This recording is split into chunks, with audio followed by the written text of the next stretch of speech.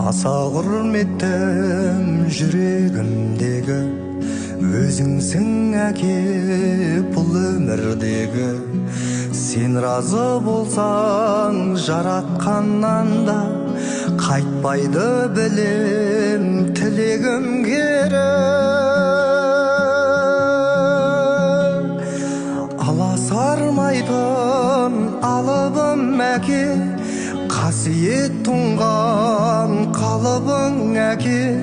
Аузыңнан шыққан әрбір сөзіңнен әлемді мынау таныдым әке. Қорғаным болып қасымда жүрші, қадірлім әке, қадірлім әке.